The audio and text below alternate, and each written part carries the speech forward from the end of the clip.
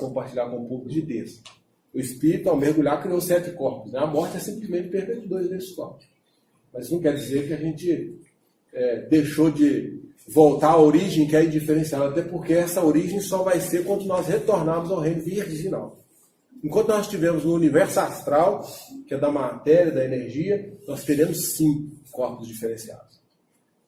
Ok? Então ele é o senhor da energia diferenciada. O ponto de entrecruzamento de força, eu acabei de falar aqui, se a energia diferenciada é que dá forma ao ar, ao fogo, à água e à terra, então ela se entrecruza. Então, ele é o guardião da vida e do destino justamente por esses pontos de entrecruzamento de força. Lembrando que toda a natureza ela é constituída basicamente desses 4 elementos. Então, quando a gente fala ar, fogo, água e terra, tudo que você puder imaginar do campo da forma, da matéria, obrigatoriamente vai ser, ou em maior ou menor grau de um, vai ter a predominância de um desses elementos. Né? A gente imagina o mar. Né? O mar, por exemplo, a gente fala que o planeta Terra, 60% dele é água. É um elemento. Mas não quer dizer que não tem os outros. Mas é um elemento diferenciado.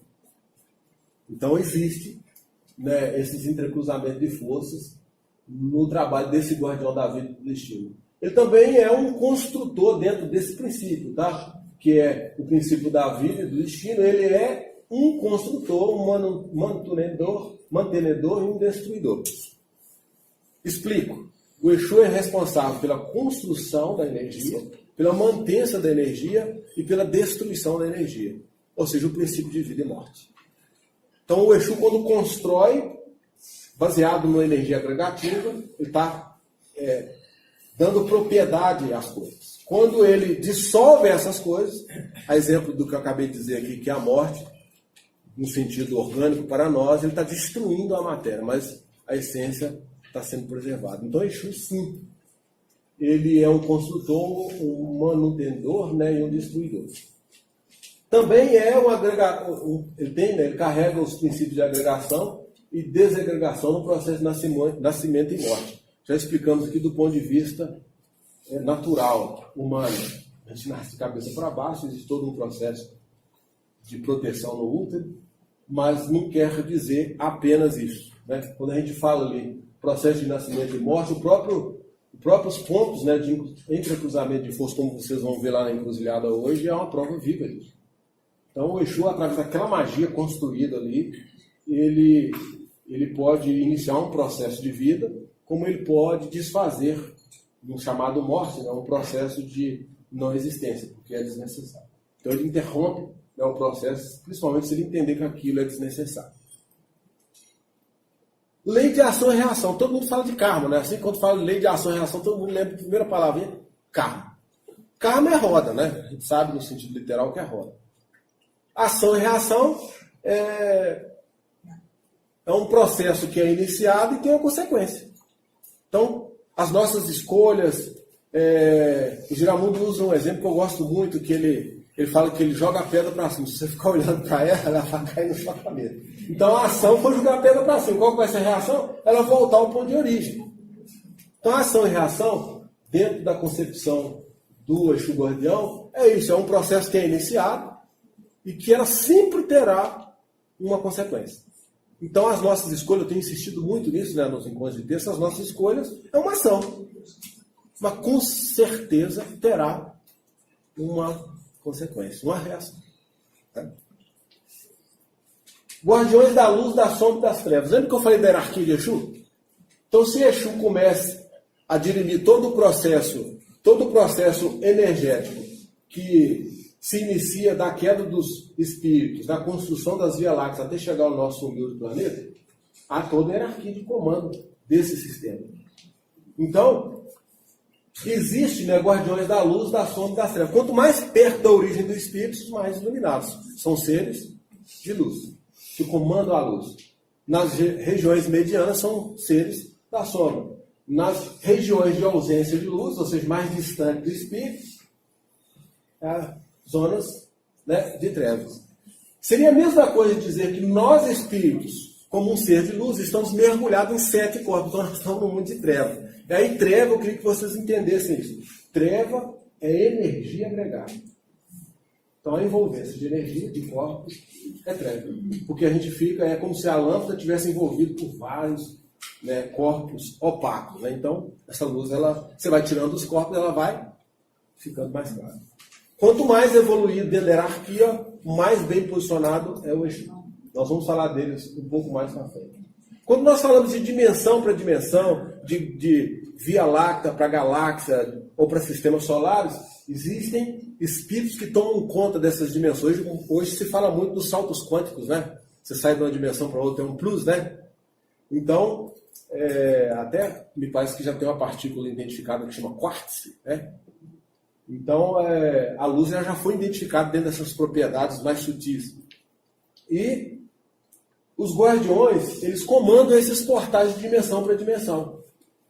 Terça-feira passada, agora em nosso último encontro, eu falei dos Black Holes, né, que são os buracos negros, que é o ponto de conexão entre a nossa condição de existência energética, independente da situação que nós estivermos, como ser encarnado, dentro de um planeta. Mas se a gente estiver, por exemplo, desencarnado, a gente continua ainda na órbita do sistema planetário.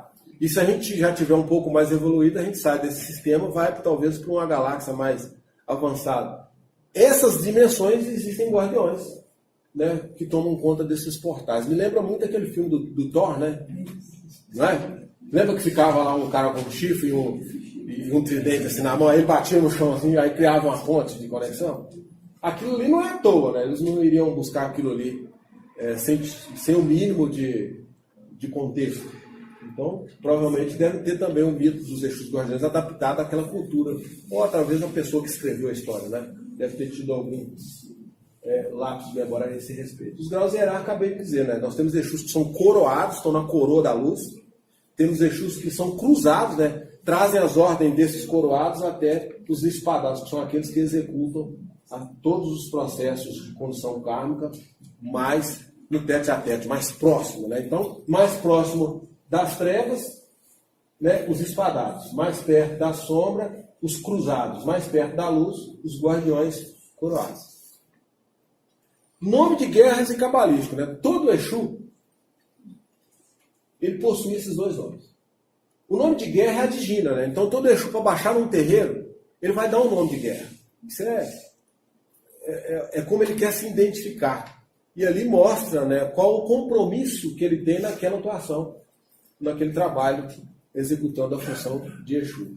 E alguns Exus, dependendo dos seus médiuns, dependendo das ordens de direito de trabalho estendida a esses médiuns, podem revelar o nome verdadeiro. Nós somos agraciados, né, pelo guardião de nossa casa nos ter revelado o seu nome. Então hoje todos já conhecem, até porque ele, quando revelou o talismã dele, permitiu que isso fosse passado para as pessoas que o adquirissem. Então o nome de guerra é Exu Giramundo. O nome cabalístico dele, Senhor Agurei. Então todo Exu tem uma identidade astral, uma identidade espiritual, que ela é reconhecida em qualquer páramo do universo. São cumpridores de ordem, né? Por isso que a gente usa o velho jargão, né? Exu no comando é comandado. Lembram que eu disse aqui que toda criança caboclo pai velho tem um Exu que é um acessório? Independente dessa entidade ser chefe de legião, chefe de falange, ou chefe de subfalange, ou chefe de grupamento, ou até mesmo um protetor. Então, Exu não comanda, Exu é comandado. Por isso que falamos aqui que os orixás, que são os senhores da luz, idealizam as coisas. Mas quem executa são os Exus. Então, Exu é comandado, é um cumpridor de ordem. E a efetividade das leis, né, procedem da luz. Ou seja, essa ordenança hierárquica que vem dos orixás, que trabalha em perfeito equilíbrio com a Quimbanda. E aí é bom, mais para frente nós vamos explicar que ela não se confunde com Quiumbanda. Então, Quimbanda são os espíritos que operam sob o comando dos orixás, seja ele criança, caboclo, pai velho, que é diferente dos Quiumbas, que são espíritos das trevas, espíritos ligados a outra ordem, né, que a gente chama de ordem dos dragões. E nada tem a ver com a ordem solar ou a ordem dórica do Cristo Jesus. Como eu já falei, existem Exus que são coroados, outros cruzados, outros espadados. A coletividade e o movimento umbandista, tanto quanto a corrente astral de Umbanda, trabalham em perfeita consonância com tudo que nós falamos assim. E aí precisamos aqui entender que toda a coletividade vai ter à sua frente o Exu que é permitido, porque ele está dentro daquele limite de respeito de grau de consciência. E o movimento umbandista hoje não conhece, como eu já acabei de dizer aqui, em sua integralidade, né, todo o poder, né, que essas entidades possuem e que, eu até no momento nem podem ser mostrados, mas que atuam dentro desse respeito incondicional, né, aos graus de consciência das pessoas. Então, o Exu às vezes não mostra-se muito, porque não pode, a autorização espiritual dos mentores, né, que comandam a casa, permite que eles possam executar até aquele certo ponto. Então, eles respeitam e estão intrinsecamente ligados nessa correspondência. E o Exu é um aferidor kármico do planeta Terra. Isso quer dizer o seguinte: quando a gente diz que o Exu é um aferidor do planeta Terra, às vezes a gente fica incomodado, né, com as guerras que acontecem por aí, com aquelas queimas kármicas coletivas, assim, morre 400 mil de uma vez. Ou às vezes tem uma guerra que explode em determinados lugares. Não tenho dúvida nenhuma, isso é uma aferição kármica. Né? E por isso que a gente costuma dizer que aquela comunidade, aquele conjunto de pessoas não foram reunidos ali à toa. Quem faz esse trabalho de aferição é o Exu Guardião. E às vezes colocam os espíritos belicosos entre eles mesmos. Aí eles vão se degladiando e vão aprimorando o seu processo de aprendizado. Nós tivemos aí há pouco tempo, né, não sei precisar há quanto tempo exato, mas o tsunami, né? Todo mundo ouviu falar do tsunami. Morreu-se quase 400 mil pessoas. Aí todo mundo falou assim: nossa, Deus, onde estava Deus que não ligou para essas pessoas? Aí que vocês enganam. Aquelas pessoas foram colocadas naquele momento porque tinham que estar ali. Talvez por algo que tinham que resgatar no passado. Então a fatalidade natural, quem comanda a natureza? Acabamos de dizer aqui que é Exu. Então não existe uma fatalidade provocada pela natureza. Existe uma manipulação dos próprios Exus que movimentam a natureza para colocar as coisas em ordem. E aí a gente tem, né, algo bastante conhecido, que é a extinção dos animais pré-históricos. Né? Houve todo um cataclisma aí, os animais enormes, né, foram extintos da Terra. Então foi um fenômeno natural, mas foi planejado, então teve todo, né, um trabalho e uma função cósmica, né, dos Exus Telus para o desdobramento dessa classe. Hierarquia e polícia interessante. Todo terreiro tem hierarquia e tem sua polícia de choque. Vocês já devem ter percebido que todo rito que nós abrimos, que nós fazemos, primeiro uma evocação, uma formação de elemental, aí nós saudamos o povo que controla os cinturões magnéticos ao redor de nossa casa. A gente fala que a partir desse momento os cinturões magnéticos sejam acionados e que a defesa desse ambiente não permita que espíritos intrusos ou trevosos ou negativos adentrem nesse espaço. Polícia de choque. Os Exus, né, que estão autorizados a manifestar no atendimento público, com certeza não são de choque. Quase sempre os Exus de choque são os espadados de graus mais baixos. É como se fosse a infantaria do exército. Né? Eles que vão na frente. Eles vão lá, quebra tudo, depois vai aos superiores para ver se ficou tudo certinho, se está tudo do jeito que precisava. Eu creio que vocês, se vocês gostam de ler, já devem ter lido aí algum livro que teve uma batida do astral, de polícias, né, do astral. O livro do Chico Xavier fala muito de polícias do astral. A polícia do astral é os Exus, né, porque eles não quiseram usar o nome. Chegaram lá, quebraram um laboratório, destruíram todo um processo que estava numa alquimia negativa. Né? Nós temos um espírito que é o Dr. Inácio, né? Ele tem um livro que descreve isso muito bem, que ele fala que eles tiveram que descer e desmanchar um laboratório, né, de experimentos negativos do submundo astral que iria chegar até a Terra. Aí designa uma falange de espíritos que eles estavam chamando de polícias do astral. Só que era Exu mesmo. Exu que foi lá e quebrou tudo. E o doutor Inácio estava junto. Aí no final ele ainda fala assim: não, quebra um pouco mais, não deixa nada. Não. Aí o pessoal até falava que ele era um espírito rebelde, né? Aliás, o doutor Inácio parece um pouco o Exu, né? Uma coisa assim, né? Ordem do Cordeiro e Ordem do Dragão. Acabei de dizer para vocês. Ordem do Dragão é que segue, né, o mal, dentro da nossa concepção judaica cristã. Então, bem e mal é uma questão relativa, tá? E a ordem do Cordeiro, o próprio nome já fala, né? Do Cordeiro, é do Cristo. Então, é a ordem dórica. A ordem contrária à ordem dórica é a ordem iônica, que venera em demasia a natureza. Só que existe um extremo dessa veneração à natureza. Quase sempre a natureza material. E esses estão muito apegados e muitos vinculados, né, à ordem do dragão. Já tem vários livros escrevendo aí sobre os dragões, então não vou me pautar muito nesse aspecto, até porque os que gostam de ler já devem ter ouvido falar. Para que essas entidades realmente tenham todo esse esse processo de execução e ordem, né, em especial no nosso caso, né, os templos, os terreiros,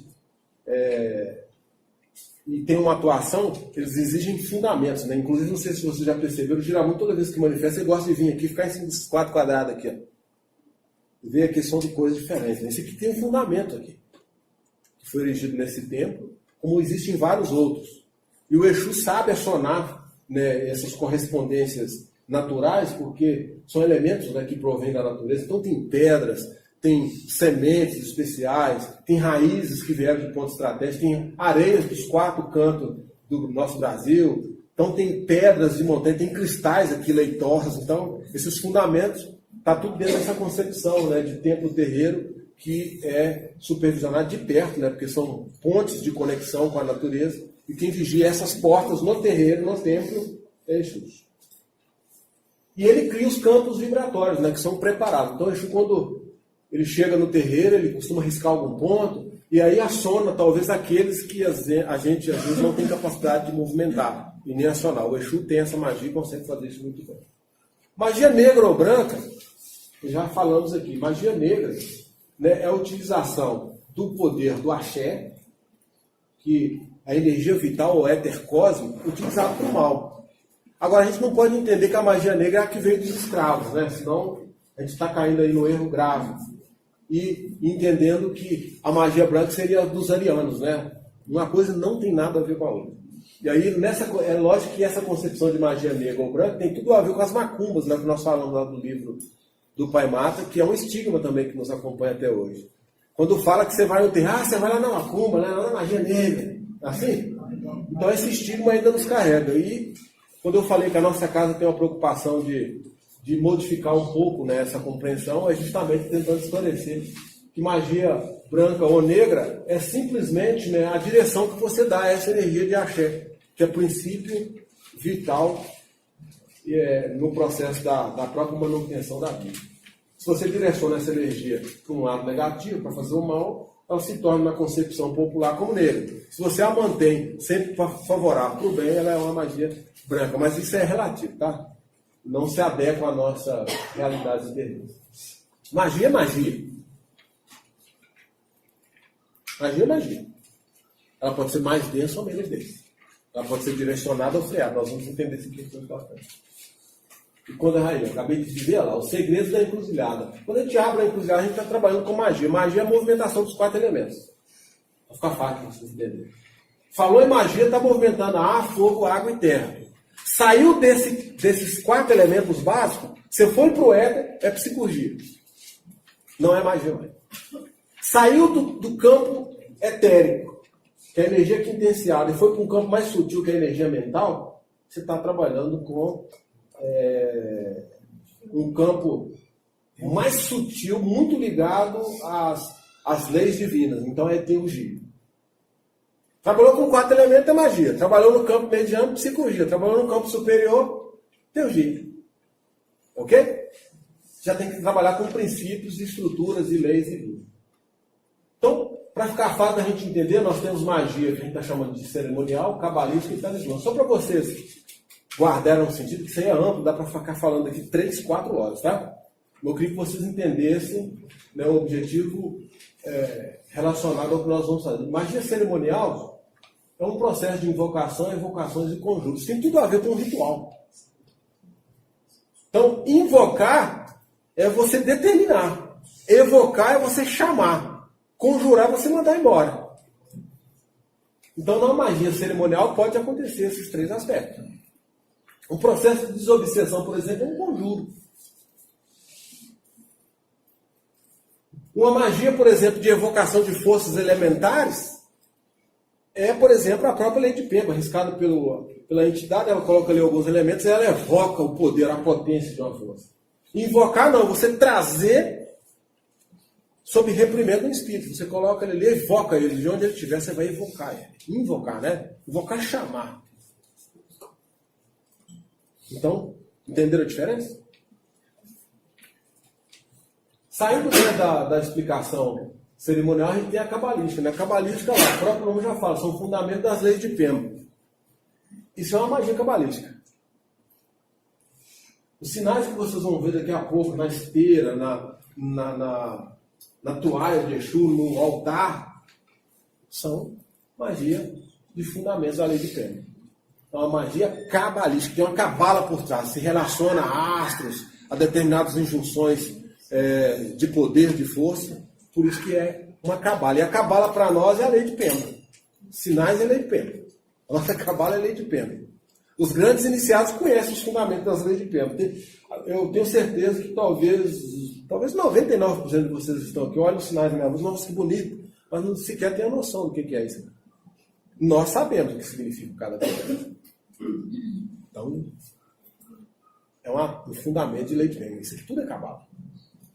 Vocês vão receber, por exemplo, quem decidiu adquirir o talismã do Giramundo, vai vir com a cabala. Só que dentro de um talismã, olha que bacana isso, hein? Você tem uma cabala que